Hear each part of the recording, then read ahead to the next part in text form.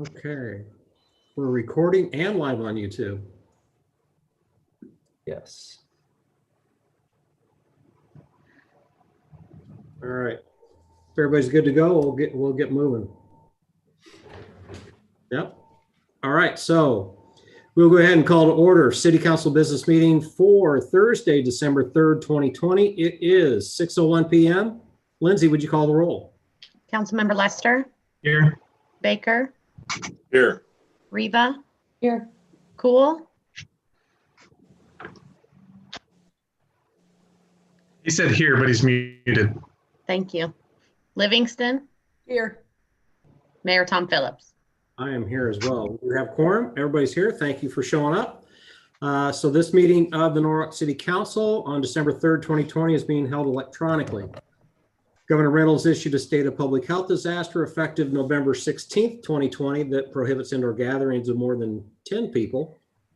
I issued a proclamation of emergency effective November 9th, 2020 that closed our public buildings. So this meeting will be conducted electronically.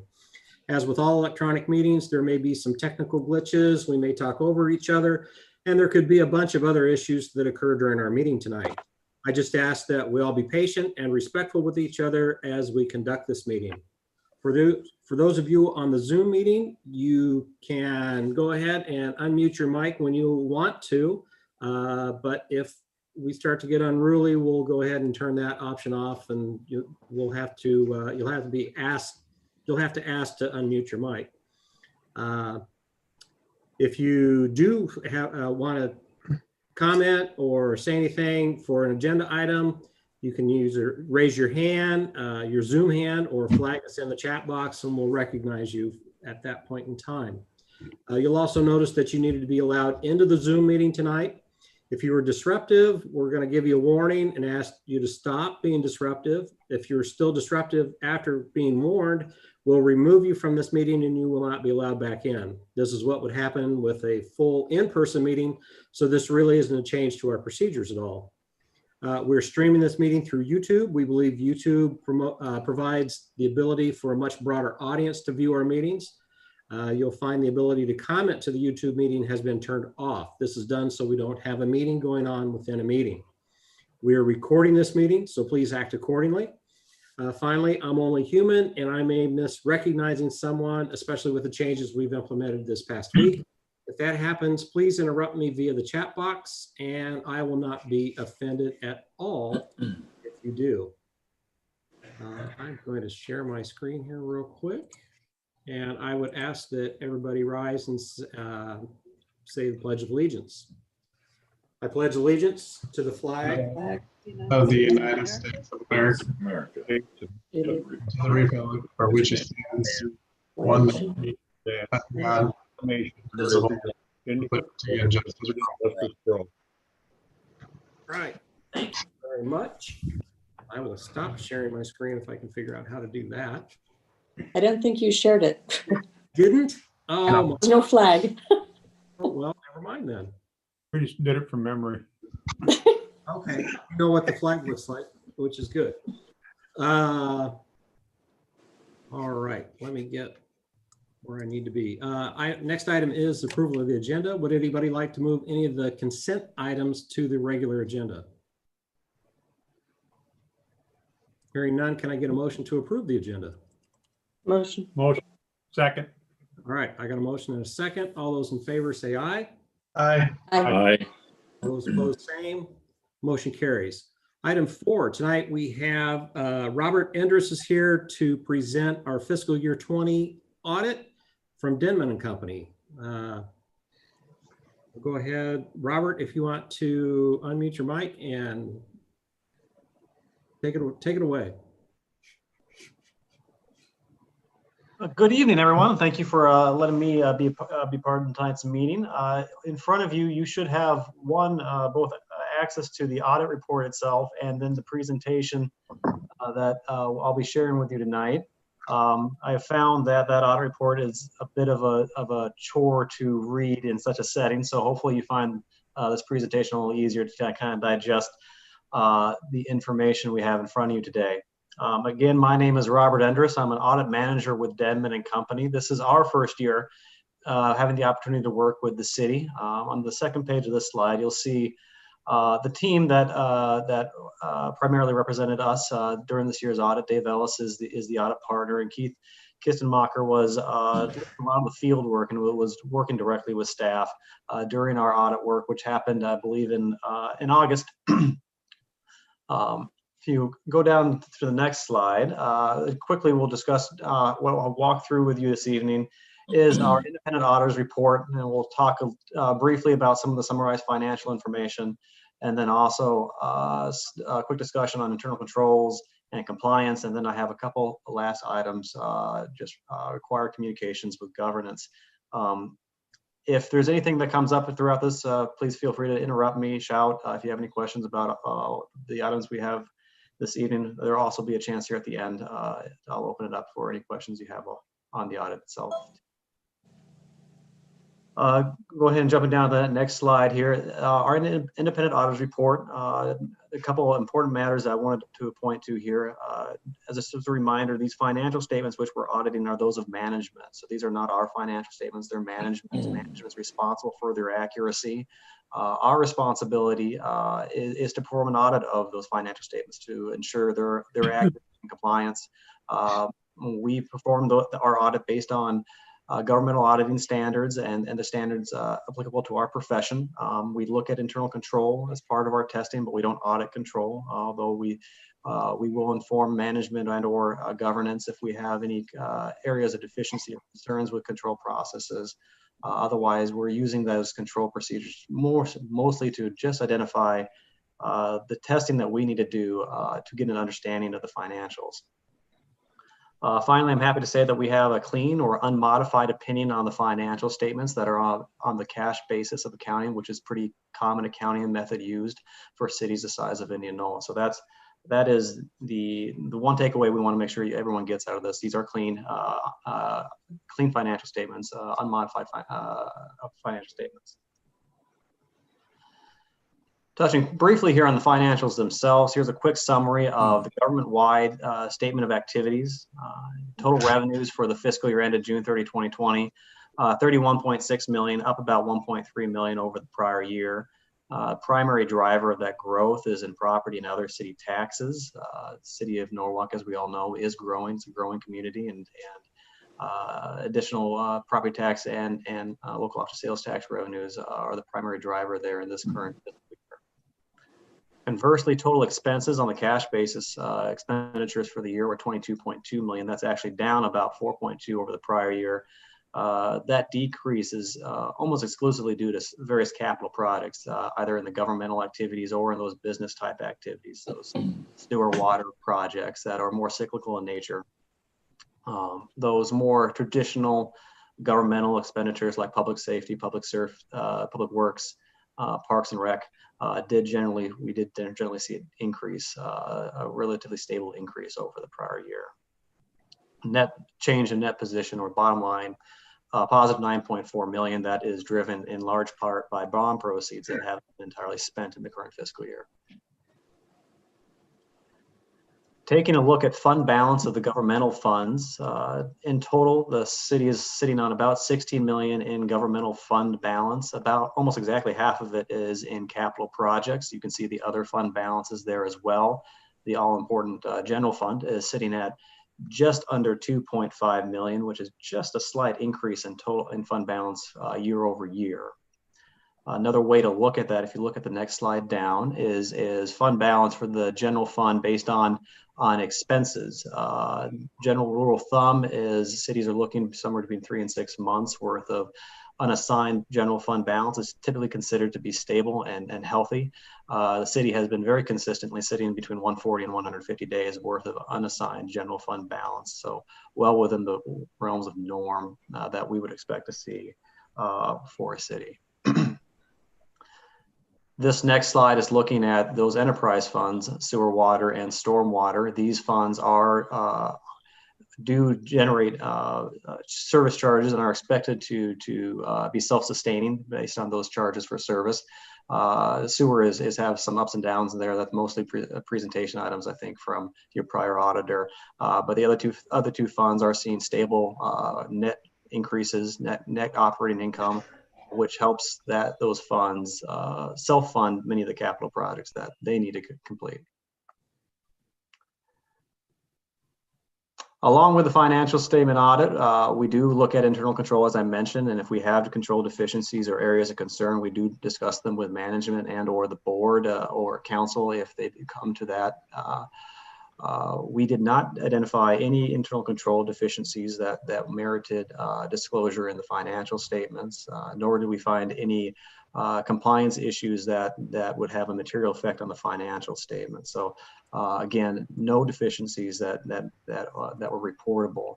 We did have one immaterial matter that is required to be reported under statutory requirements related to TIF decertification of interest. That's a very common thing that we see a lot of communities have, and actually management identified that and addressed that to us before we even started field work. So they were already aware of it and have already made that correction going forward.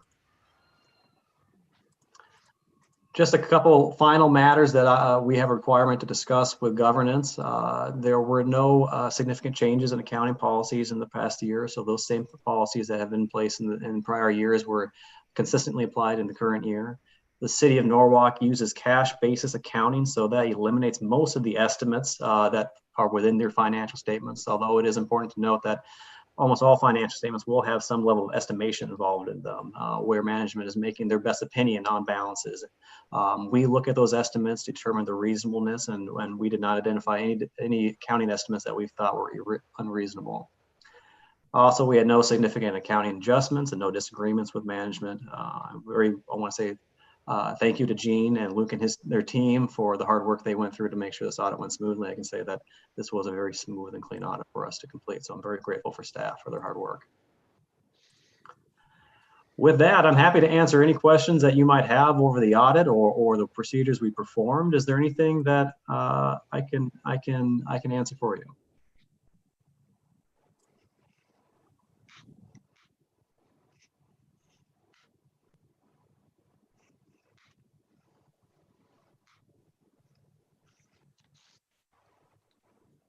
Well, Robert, it's good to know that we got a clean audit for this year. I don't think anybody has any questions. Mayor, I only have one comment, and that's just to say to thank you. Our auditors took time with Gene especially, and some time with me to allow us to ask questions, and they even give us some good advice. Since then, we've implemented some policies that help out the community, so we appreciate the work they've done. Yeah, Thank you. Gene, do you have any? I do. Just wanted to say with Denman, it was our first year, and first year is always the toughest. You're gathering a lot of information and you're trying to figure out processes, and working through the pandemic just changed the process a little bit, but I think it went really well. I want to thank Robert and his team and our administrative staff, because they helped put together a lot of data and a lot of documents, and it takes a lot of time away from what they're doing, but they do it willingly and very supportive, and I appreciate it. Thank you. Great. Mayor, I just wanted to comment for just a minute. Yeah. I wanted to thank the staff for the hard work that they did to get us to a point where we have such a fine audit record. But I also wanted to compliment the members of the council for the policies and that have been implemented, the financial policies that have helped to place us in a pretty solid position. So that's all appreciated. Yeah.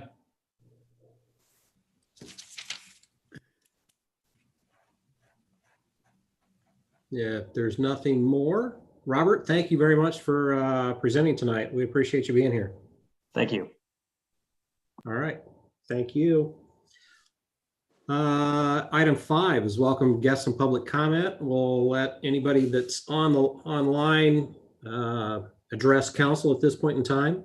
For non-agenda items, you get a 3-minute time limit. We can't take action on these tonight since they aren't on the agenda.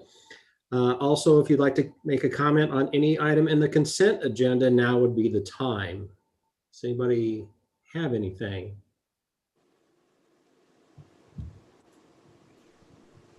Hearing none, we will move on. Item 5 is consent agenda. We have approved the November 19th, 2020 minutes of the regular city council meeting. We have expenditures, tax abatements, a resolution authorizing an advertising agreement with Big Green Umbrella Media, a resolution approving the disposal of city property, health insurance renewal for January 1st, 2021, and the fiscal year 2020 financial audit report. Can I get a motion? Motion. Second. All right, I got a motion and a second. Lindsay, would you call the roll? Councilmember Lester, Yes. Baker, Yes. Reba, Yes. Cool, Yes. and Livingston. Yes. All right, that motion carries. Item 7 is old and new business for consideration, discussion, and possible action. 7A is a second reading of an ordinance to allow zoning for infill plan unit developments in the city of Norwalk. So we had the first reading of this ordinance at our last meeting. This has to do with smaller developments like the one we discussed across from the library. Luke Parrish, do you got anything to add? Nothing new to add. All right, any discussion or question, comments from council? Or any Motion. public comment? Second. Second. Got, okay, got a motion and a second. Lindsay, would you call the roll? Councilmember Baker, Yes. Reba, Yes. Cool, Yes. Livingston, Yes. Lester. Yes. All right, motion carries. Item 7B is the second reading of an ordinance amending Chapter 177 rates and fees of the Norwalk Municipal Code, providing for amended water usage charges. So we passed the first reading of this one at our last meeting. This has to do with increasing our water rates. Jean, do you got anything else to add? I surprised her. I do not. Thank you. All right, thanks. Any discussion or questions, comments from council? Or any public comment? Hearing none, can I get a motion? Motion. Okay, I got a motion and a second. Lindsay, would you call the roll? Councilmember Reba, Yes. Cool, Yes. Livingston, Yes. Lester, No. Baker. Yes. All right, that motion carries. Item 7C is the final reading of an ordinance amending the legacy PUD within the city of Norwalk, Iowa by allowing R2 uses in parcel 1, R4 uses in parcel 3, and refining the area of parcel 4. So we passed the second reading of this ordinance at our last meeting. This deals with how Hubble will finish out the legacy circle and the open area to the east of the circle. Luke Parrish, do you got anything to add? Nothing new to add. All right, any discussion or comments from council? Or any public comment? Yes, Mr. Mayor, this is Steve Mosley, if I could address the council. Sure. Mr. Mayor and members of the council, this is Steve Mosley from Hubble Realty, 6900 Westtown Parkway, West Des Moines, Iowa. We're here tonight just to seek third and final reading approval on this so we can get started on the details of this project and for the two different areas. And we're just excited to bring this to the community. All right. Thank you. Any further comments? Hearing none, can I get a motion? Motion. Motion. Second. Yeah, I got a motion and a second. Lindsay, would you call the roll? Councilmember Cool, Yes. Livingston, Yes. Lester, Yes. Baker, Yes. Reba. Yes. All right, that motion carries. Thank you very much. Yep, thanks, Steve. See you later. Item 7D is the final reading of an ordinance adopting a new Chapter 27 Stormwater Advisory Committee and repealing Chapter 25 Municipal Utilities Advisory Commission of the Norwalk Municipal Code. So we passed the second reading of this ordinance at our last meeting. This will disband the Utilities Advisory Commission and create a Stormwater Advisory Committee. Wayne, you got anything to add? No, sir. All right, great. Any discussion or comments, questions from council or public comment? Hearing none, can I get a motion? Motion. Second. Okay, got a motion and a second. Lindsay, would you call the roll? Councilmember Livingston, Yes. Lester, Yes. Baker, Yes. Reba, Yes. Cool. Yes. All right, that motion carries. Item 7E is a resolution approving an amendment to the engineering agreement with Veenster and Kim for the Warrior Park Improvements Project. So this item is to contract with V&K to supervise the repairs that are needed at Warrior Park that we talked about at our last meeting. Robin, do you have anything to add? So maybe I wrote that so that it was confusing. This is actually not to supervise the repairs that are getting ready to be made. These were services that were already provided by Veenster and Kim due to the project being completed late. So the completion date was supposed to be June 30th and wasn't completed until November. So from within that time frame, Veenster and Kim had additional fees passed that weren't included. Like it was additional fees that they for additional services that they provided due to Kingston being late in their contract on the original completion of the park. Does that make sense? Yeah. What questions does council have? Mayor, if I could add, Tony Blizzy, if I could add a few words. Sure. So the important part of this, just briefly for the council, this is paid 100% by Kingston through the close of that project that we did at our last council meeting. So as part of that, those closeout documents and the last pay estimate, there's a liquidated damage settlement in that pay estimate for 33 days at $500 a day or $16,500, which is the amount of this. So that liquidated damage settlement was to cover the cost of the additional engineering services for this project, for them completing the project late. So essentially, this is a no-cost amendment to the city. The amendment to our agreement gives the city the ability to compensate us for that extra time, but this is paid through reduction in the contract cost from Kingston for that exact amount. Okay, thanks for that clarification. Council? So then this is a proper charge because it's beyond the scope of our agreement with your company? Yes, that's correct. So this is beyond the service, the limits in that original agreement. And so this is essentially to cover those additional costs, essentially to allow the city to pay that. We essentially took the money from Kingston by reducing their compensation for construction of the project. How much was the total engineering cost for this contract, for this? What was the total cost before the 16.5? Yeah, I don't have that agreement up right now, David. I could try to pull it up here, but for me, that's important because we're 2 years after the fact, and I'm struggling with amending an agreement 2 years late. I mean, I would have preferred seeing this back in September, August of 2018 when it was happening. yeah, and that's exactly when I submitted it to the city. But we delayed the approval of this based on, I believe, the city attorney's recommendation because of the issues with the project and that we discussed at the last meeting. So that's why this wasn't acted on at that time. So we as a city have been sitting on this for 2 years.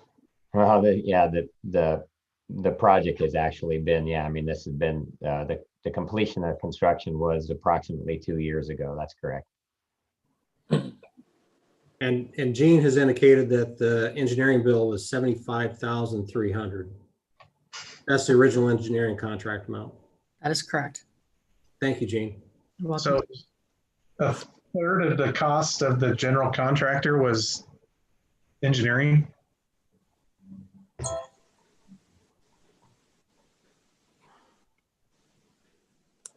There was, I believe, well, I don't know if it was just for Kingston, but we had some playground equipment. I don't know if that came into play. The total project with engineering was 778,000. Okay.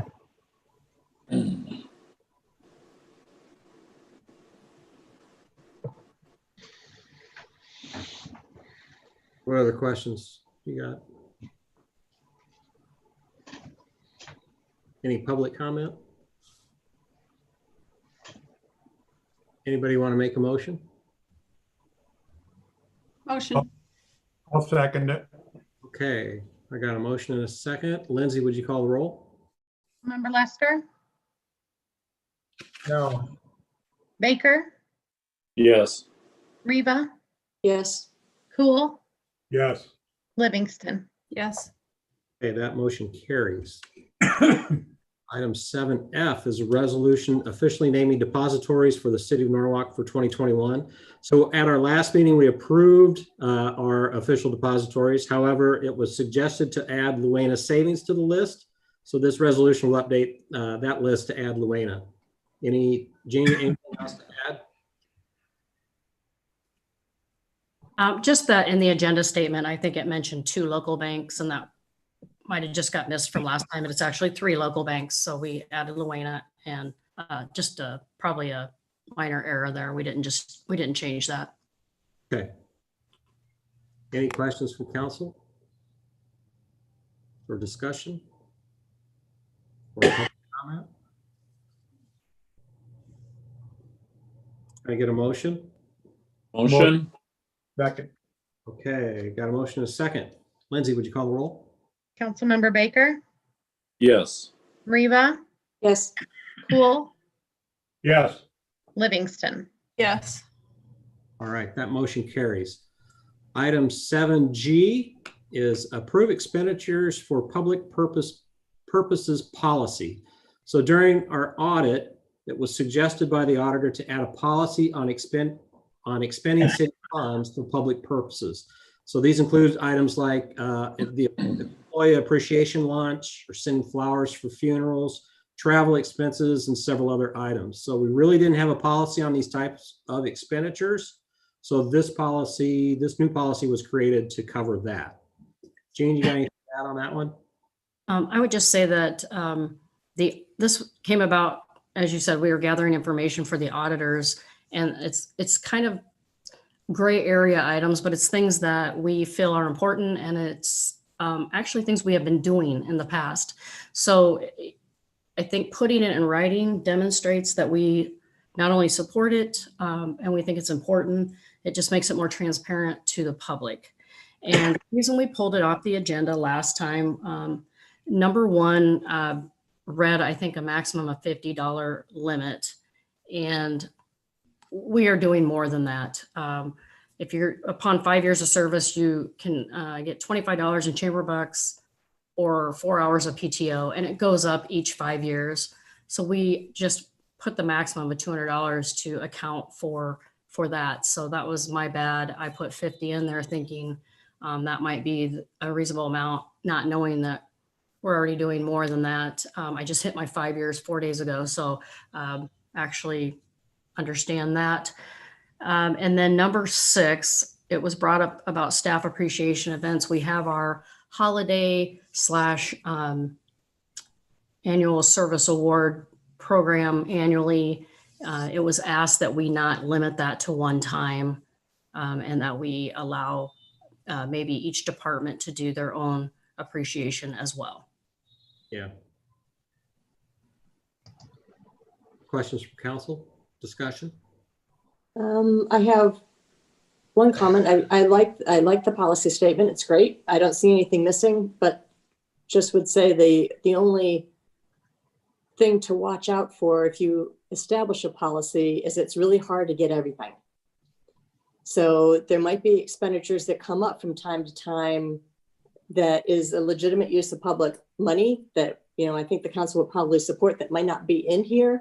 So just want to make sure that the way this is written, I think it allows for city manager discretion to sign off on that, but I don't want to cut anybody off unintentionally. It's just so just watch as the money is spent to make sure that we're not missing anything that we need to revise this in the future. Understood. I don't doubt for a minute that we won't change this at some point. Okay. And There probably will be things that come up. We'll try to recognize that and make sure that it's included in our policies. Yeah. okay. And the second thing, you just answered it, but it wasn't clear to me on number one. I didn't understand what that $200 meant. I thought it meant 200 per year. I think you're talking 200 per employee, or you're talking 200 annually. So it just wasn't clear to me what that 200 was. It's I don't have a problem with it, but Sorry, it's 200. So for years of service, you get either increments of $25 in chamber bucks, or you can pick a PTO up to 8 hours. I think it starts at 4 and then it goes to 8.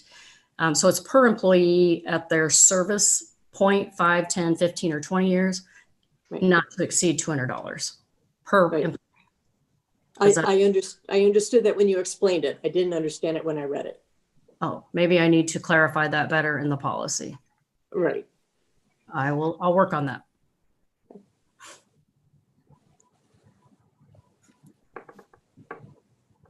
I have a question for the city attorney, I guess.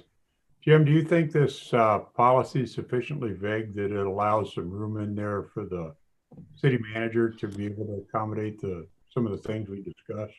I think it does allow city manager to accommodate some of it. I think also keep in mind that with this policy, it doesn't eliminate other things. It just means that if something does fall outside the policy when we look at it, you'd see it maybe on the city council agenda as a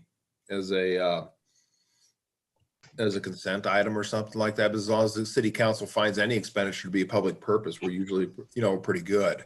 So this is almost having the city council pre-approve these expenditures as a public purpose. It doesn't eliminate the ability for staff, if there's something unique that they want to do in the future, that they can bring it back in front of the council and have the council find that specific expenditure as a public purpose also. Okay, thank you. I might even, Mayor, if I may, just to reinforce that, council, sometimes you may see some things end up on the agenda that might seem more frivolous. Those are generally situations where maybe it's kind of borderline from our existing policy. And so just at an abundance of caution, we'll bring that forward and ask for council consent. Thank you. Anything else? Any public comment?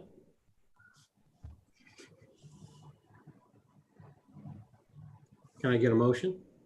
Motion. Second. Okay, got a motion in a second. Lindsay, would you call the roll? Councilmember Reba, Yes. Cool, Yes. Livingston, Yes. Lester, Yes. Baker. Yes. All right, that motion carries.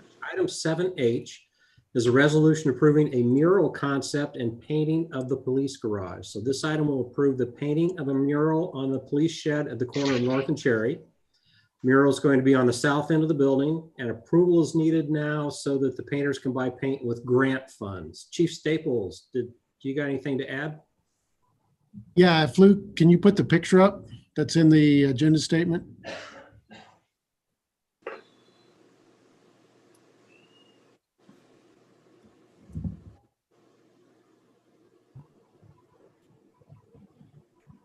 Okay, so there was 3 pictures in your packet. The first one there that's on the top of the page is the artwork in its completion. And then the middle one is how it would look on the building with the bushes removed.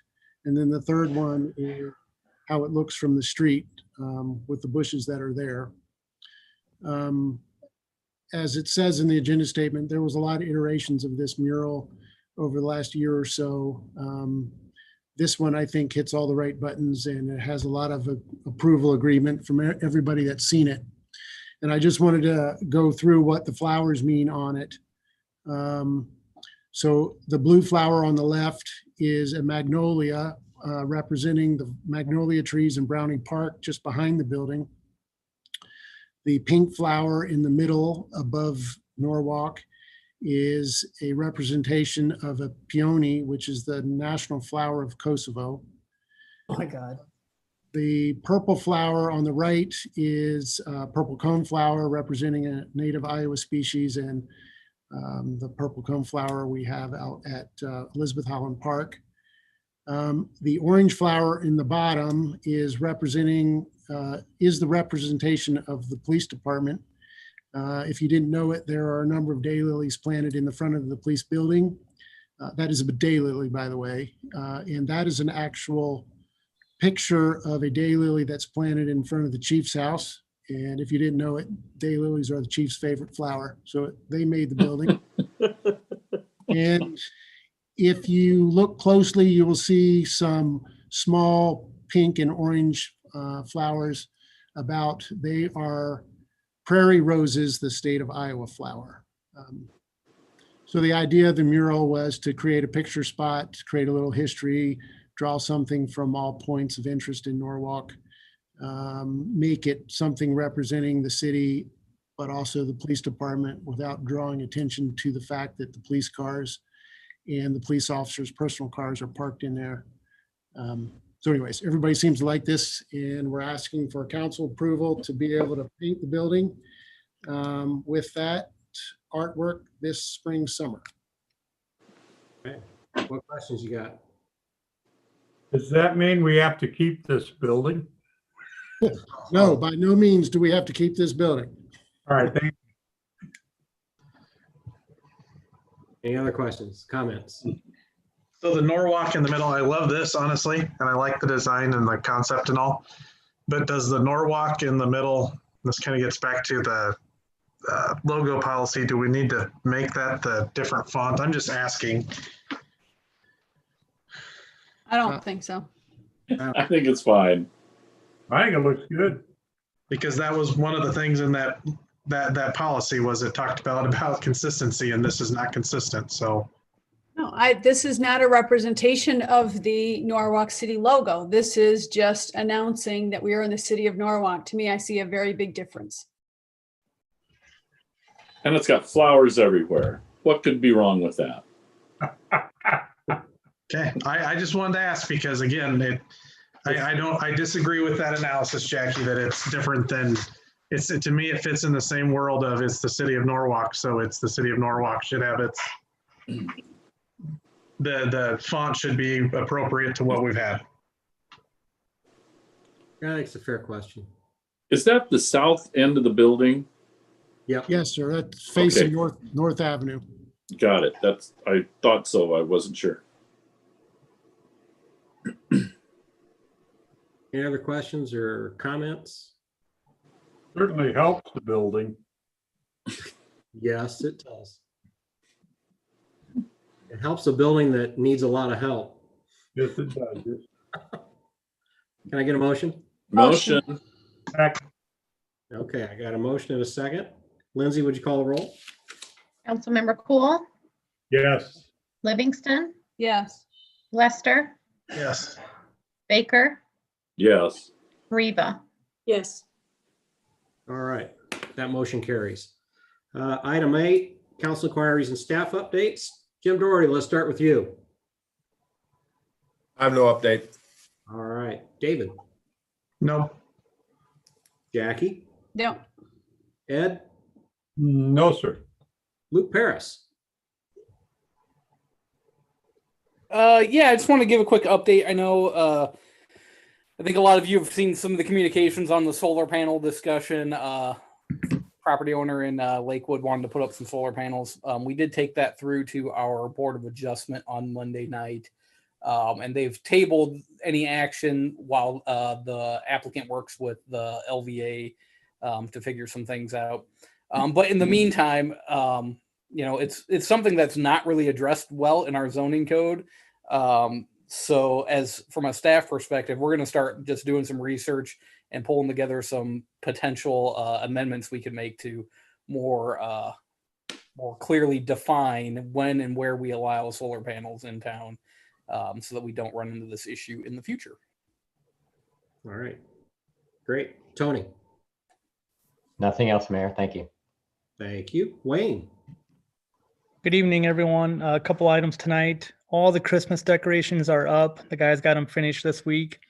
On North Avenue, there's some that are not lit up. It's because we're trying to cut through a mountain of red tape with Mid-Am to get them powered. So if people talk to you, we know they're not lit up. We're doing our best to get them lit up as soon as we can.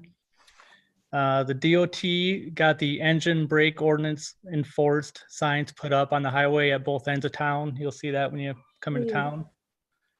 And then we contracted out some street patching work on High Road, and then on, let's see, Waveland and Hyperion in Lakewood, and also Oak Creek and Elmcrest in Lakewood. That work's all been completed, and our guys are still out doing some work on Oakwood in Lakewood. That's it. All right, thank you. Chief Coburn. Yes, Santa Claus will be making his annual visit to Norwalk on the morning of the 12th. So we look forward to that. And that's always a big deal and a big day for us. So we're starting the preparations, and there will be 3 different vehicles that will be assisting Santa Claus around town. So you'll be hearing the sirens around town that morning. Awesome. And that's all I have. You know what, hey, Chief, would you want to mention the big tower at the south side of town? Oh, yes. I was going to talk about that and I forgot. The new 911 communications tower has been fully stood up near the old lagoon site, about a mile south of town. It's got no equipment on it yet, but all the equipment that is currently housed at the water tower will be being relocated to that tower site as we bring Warren County and the city of Des Moines onto the ISIC system. So that equipment will be leaving the water tower and be transitioned over there probably in the spring. Great, thank you. Chief Staples. Last night, Cops with Carts occurred. It went very fantastically, I'll say. The total cash and checks donated to the project were $7,500. What? Yeah, $7,500 plus. It's actually probably closer to 8,000 with some gift cards that we received. The police department delivered 9 carloads of food to the food pantry. And with the cash donation and minus the money that the officers spent, we're going to write a check. Well, the city's going to write a check to the food pantry for about $5,300, somewhere in there. So not only did they get 9 carloads of food, they got $5,000 to spend as they need on the things that they need specifically. So thank you to everybody for helping with that. Thank you, Stephanie, for spearheading that matching program. I've never seen the officers come through on a request for funds as much as they did this time. So Ryan and the mayor, thank you for your support last night there as well. So anyways, that was just a tremendous turnout. Makes you feel good to live and work in a community like that. And then the second thing is the body worn camera program debuts tonight. We trained 7 officers this afternoon, gave them their cameras. The cameras are out patrolling tonight. Everybody else will have theirs deployed tomorrow. So thank you for that mid-budget expenditure. I think it's really a worthwhile cause. And if you happen to see an officer out tonight, you might be on film. That's all I got to say. That's it. All right, thank you. Gene Kelly. Hi, good evening. We have our CIP Finance Committee meeting next week. We have $22.6 million asking of all funds. This would be water, sewer, all the general fund requests, or capital improvements, I should say, for all the departments. So got some work cut out for us. And we have about 200, I think, in 6 projects, where was my last count, 206. So we will be hitting that. And then next week, meeting with all the department heads. Luke and I will be meeting with department heads on the operations budgets. So moving along. That's all I have. Thanks. Good, thank you. Holly. Yes, I think that Luke Nelson is going to pull up a couple of images here for you guys. So this isn't an approval item, obviously, but we just wanted to kind of get your thoughts on this, your opinions. Deanna's been working with Wayne on the downtown improvements and the beautification piece of it. They've done, the new lampposts and benches and planters and all of that. But this is something that when Wayne put in the new lampposts, they have brackets on them for banners or flags so that we can do seasonal types of just anything that we want to do on there. So Deanna's been working with that and she's got some designs here. We thought that it would be best to just switch these out 3 times a year instead of 4, just giving Public Works a little bit of a break to not be switching them out every couple of months. So we just kind of picked one that was seasonal, not super specific to Christmas. I know there's a Christmas tree on there, but the season's greetings would kind of last through the winter. And then there's a springtime one and then a patriotic one that could go from Memorial Day through even Veterans Day. We could add a 4th one in there. It's just more work for Public Works, but unless they want to let us use their boom lift, which I'd be happy to drive. So we just kind of wanted to find out before these were ordered or go up, kind of how you feel about these types of designs, or if you'd prefer to see different ones. There's 7. I think it's appropriate use of those logos myself, and those are logos of the city, huh? Colors look. Yeah. Just notice the middle one doesn't have the city of, so that's our mistake. Oh, way to go. Well, we got you there then. Dang it. I I think like they look them. nice. I like all 3. They look nice. I do too. I like them. Okay, so the copy editor and me can't let this go. Season's greetings needs an apostrophe. It's We'll tell the season, sign guy. Season apostrophe S, but Yes. they look beautiful. Yes, we'll tell the sign guy and fix the logo in the middle one. It's right there. We got it. Generally, the style is good with you guys. Okay. Yeah, looks nice.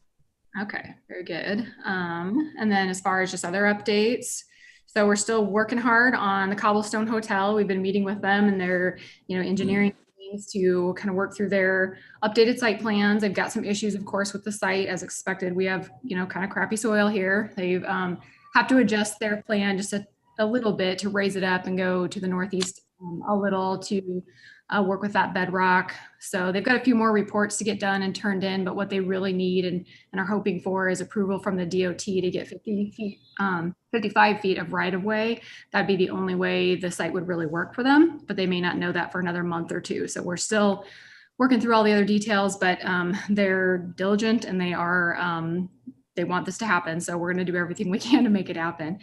As far as Sportsplex and the Norwalk Central project, or City Center, as we've kind of been formally referring to it as, still moving forward. Things are going really well there. Probably let Jackie talk more about that, or the mayor. But I do have a couple of presentation drafts from both of the groups to bring to you guys here pretty soon. We're just working through a few more details, but we'll be able to start bringing those forward for you guys to pick through the details, and hopefully early winter or early spring, really, that we can get some headway on development agreements there. And then, other than that, still working with Culver's, and you all saw that Mahalo's is open today. So that's all good news. Last thing I would say is just mark your calendars for February 17th is the Kosovo Independence Day celebration at Camp Dodge. And we've been asked by the consulate to partner with the city of Des Moines and the city of Johnston to kind of put this event together and sort of be host for it at Camp Dodge. And of course, the governor will be invited, and or Ogashi will come back, but usually there's some ambassador there. So it's a big deal for them and for us and our military. So we'd like you all to be there. And if anybody wants to be involved, let me know. I think that's it. All right, thank you. Let's see, Robin. I don't have anything. All right, thank you. Lindsay. Oh, thank you. All right, Stephanie. Nothing. Brian. I just want to say again how much fun it was at Fairway last night, watching the interaction between the officers and the public. It was a great job. That's all. Great, thank you. Luke.